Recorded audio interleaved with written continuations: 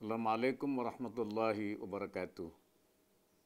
Selamat pagi dan salam sejahtera untuk kita semua. Bismillahirrahmanirrahim.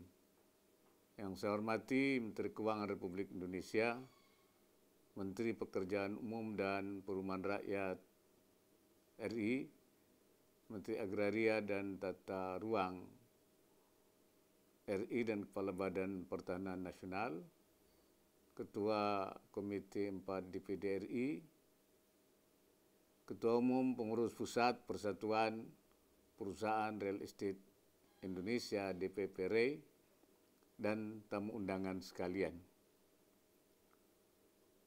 Alhamdulillah, puji syukur, mari kita panjatkan kehadirat Allah Subhanahu wa Ta'ala, Tuhan yang Maha Esa, yang telah melimpahkan rahmat dan karunia-Nya kepada kita semua, sehingga pada hari yang berbahagia ini kita dapat hadir dalam acara fokus group discussion yang diselenggarakan Dewan Perwakilan Daerah Republik Indonesia.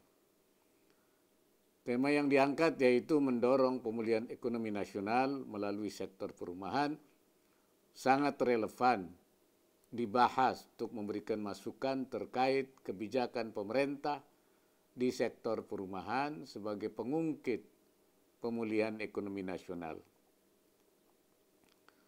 Hadirin yang berbahagia, dalam berbagai kesempatan saya menekankan bahwa keluarga adalah merupakan madrasah pertama bagi anak-anak.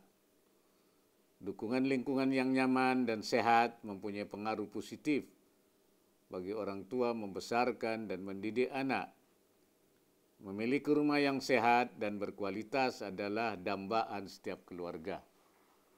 Oleh sebab itu, pembangunan rumah yang baik akan berdampak tidak hanya terhadap pertumbuhan ekonomi, tapi juga penting sebagai prasarana dalam membantu membentuk karakter generasi muda bangsa. Kita semua menyadari bahwa upaya pemerintah dan semua pihak untuk memfasilitasi penyediaan rumah bagi rakyat tak pernah surut dilaksanakan. Namun, perjalanan kita masih panjang. Berdasarkan data dari Badan Pusat Statistik pada tahun 2019, jumlah keluarga di Indonesia yang memiliki rumah sebesar 80,07%. Sehingga saat ini diperkirakan ada 20% keluarga di Indonesia yang belum memiliki rumah. Untuk mengatasi backlog perumahan, pemerintah telah melakukan berbagai upaya, di antaranya dengan memberikan bantuan pembiayaan kepemilikan rumah, reformasi perizinan, dan insentif fiskal. Hadirin sekalian, program 1 juta rumah sejak diresmikan oleh Presiden RI pada tahun 2015 atau 5 tahun yang lalu per 14 Desember 2020 telah terrealisasikan sebanyak kurang lebih 5,6 juta unit. Lebih dari 70% dari jumlah tersebut dinikmati oleh golongan masyarakat berpenghasilan rendah atau MBR. Khusus untuk tahun ini, dikarenakan pandemi COVID-19, terjadi penurunan pertumbuhan pada sektor perumahan di Indonesia. Realisasi program 1 juta rumah tidak sesuai target. Capaian program 1 juta rumah tahun 2020 pertanggal 14 Desember sebesar 856.758 unit, di mana kurang lebih 77%-nya disalurkan untuk MBR.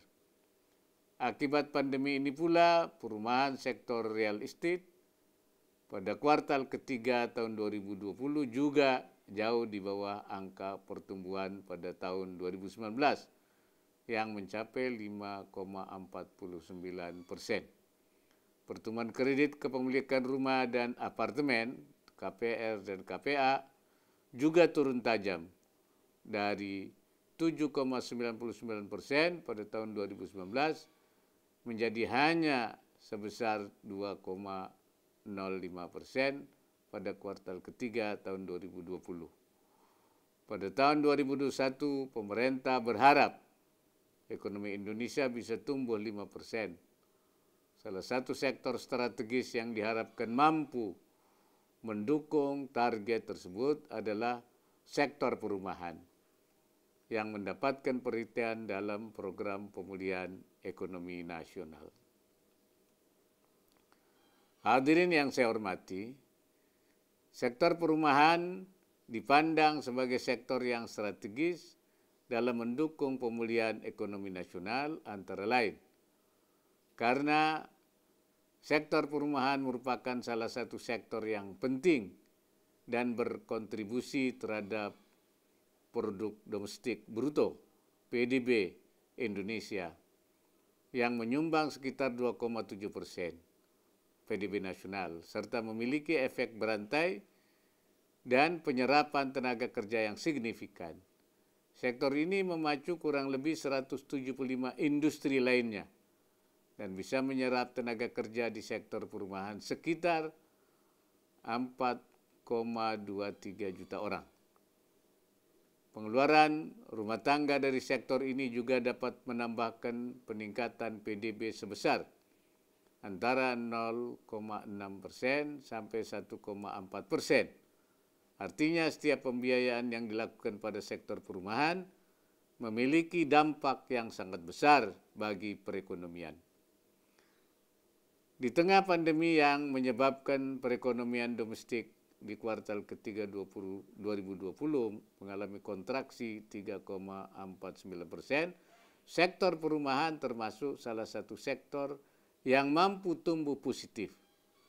Berdasarkan data yang diumumkan BPS bulan November 2020, terdapat 7 sektor yang masih tumbuh positif secara tahunan atau year on year meski melambat dibandingkan periode yang sama tahun yang lalu. Ketujuh sektor tersebut yakni informasi dan komunikasi, pertanian, administrasi, pemerintahan, jasa pendidikan, real estate, jasa kesehatan, serta sektor pengadaan air. Untuk sektor real estate berada di urutan ke-7 sebesar 1,98%. Tentunya hal ini menjadi berita yang cukup menggembirakan bagi sektor perumahan. Hadirin yang saya hormati, pemerintah menyadari masih banyak hal yang perlu dibenahi di sektor perumahan, utamanya dalam menghadapi tekanan ekonomi karena pandemi. Oleh sebab itu, beberapa waktu yang lalu saya bersama Menteri Koordinator Bidang Perekonomian, Menteri Keuangan, Menteri PUPR, Menteri ATR BPN, Menteri Dalam Negeri, Menteri BUMN, dan Menteri Perindustrian membahas berbagai alternatif kebijakan guna meningkatkan efektivitas kebijakan perumahan dan membangkitkan sektor properti di Indonesia. Ada beberapa hal yang perlu saya sampaikan untuk mendukung pemulihan ekonomi nasional dari sektor properti. Pertama, pemerintah terbuka menerima masukan dari berbagai pihak guna menyediakan perumahan yang layak dan nyaman bagi masyarakat, terutama masyarakat berpenghasilan rendah, baik untuk sektor formal maupun informal. Yang kedua, kolaborasi atau collaborative working. Sebesar apapun subsidi dan insentif pemerintah untuk sektor perumahan tidak akan berjalan dengan baik jika masing-masing stakeholder hanya peduli dengan dirinya sendiri. Pembangunan di bidang perubahan tidak akan optimal jika hanya ditangani oleh pemerintah. Kata kuncinya adalah kolaborasi. Kolaborasi itu artinya kerjasama untuk mencapai cita-cita, yaitu penyediaan rumah yang nyaman dan aman untuk masyarakat. Diperlukan kolaborasi berbagai pihak, antara lain pemerintah pusat, pemerintah daerah, para pengembang perumahan, bank penyalur KPR, dan stakeholder terkait lainnya. Dengan kebersamaan dan dengan kerja keras, Indonesia mampu menghadapi semuanya itu. Karena itulah apa yang pemerintah canangkan dalam kolaborasi adalah untuk membangun optimisme dan pertumbuhan keberlanjutan. Mengutamakan skema padat karya yang pada masa pandemi ini dan juga dalam upaya pemulihan ekonomi diharapkan pembangunan perumahan khususnya bagi MBR menggunakan skema padat karya agar memberikan pekerjaan dan manfaat langsung kepada masyarakat. Selain itu, seluruh pembangunannya agar menggunakan bahan dan material-material produksi dalam negeri dan bahkan bahan-bahan bangunan hasil industri lokal. Berikutnya adalah peranan bank penyalur KPR untuk penyediaan KPR bagi pekerja sektor informal. 60% masyarakat Indonesia bekerja di sektor informal. Namun pekerja pada sektor informal saat ini masih relatif lebih sulit dalam mendapatkan persetujuan pengajuan KPR, terlebih di kondisi pandemi saat ini. Besar harapan pemerintah agar bank penyalur KPR dapat menjadi pelopor bagi penyediaan KPR untuk pekerja sektor informal. Kemudian pembiayaan syariah perumahan. Saat ini pemerintah juga sangat peduli dengan pengembangan ekonomi dan keuangan syariah di Indonesia. Bank Syariah Penyalur KPR, Bank Penyalur KPR dapat memanfaatkan peluang ini dengan mencoba melakukan penetrasi dan kerjasama dalam hal penyediaan pembiayaan syariah perumahan. Seperti kita ketahui, banyak kalangan masyarakat yang ingin memiliki rumah melalui fasilitas pembiayaan yang berbasis syariah. Kemudian pengembang supaya menjaga kredibilitas dan kepercayaan masyarakat. Di tengah kondisi penurunan ekonomi, masyarakat menjadi lebih peduli dengan apa yang disebut dengan value for money. Sehingga dalam membeli barang yang nilainya tinggi, masyarakat tidak hanya memperhatikan masalah harga, tapi juga akan memperhatikan track record dari penyedia barang jasa.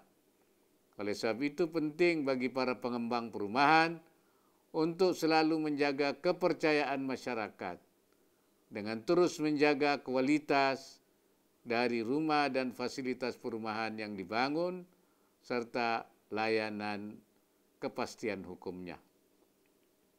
Hadirin yang berbahagia, pada akhir sambutan ini saya ingin mengajak Bapak Ibu sekalian, mari kita secara bersama-sama berkontribusi, bersinergi, dan berlomba-lomba dalam kebaikan untuk menjadikan negeri Indonesia ini menjadi lebih baik lagi. Selain itu, dari FGD ini, saya harapkan lahir ide-ide segar yang implementatif dan usulan yang dapat disampaikan kepada pemerintah untuk pengembangan sektor perumahan di Indonesia yang lebih baik. Terima kasih. Sekian. Wassalamualaikum warahmatullahi wabarakatuh.